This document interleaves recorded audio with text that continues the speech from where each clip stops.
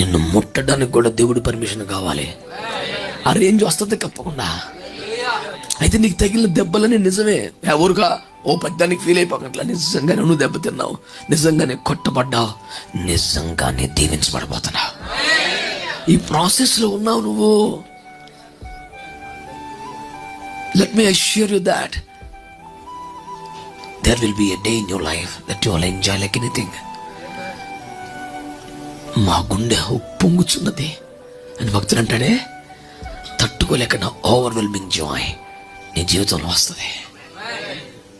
70-80 సంవత్సరాల వయసున్న పాస్టమ్మ గారు తన సంఘంలోనే యవనస్తులను పట్టుకుని అమ్మో అమ్మో అమ్మో నా ప్రభు తల్లి నా వద్దకు రావటం ఏంటి, ఎంత అదృష్టం, ఎంత భాగ్యం అంటుందంటే, నీకు అంతకన్నా గౌరవం ఏంటన్నా? నీ తల్లుల చేత, తండ్రుల చేత, పైవారి చేత, పెద్దవారి చేత నీవు గణపరచ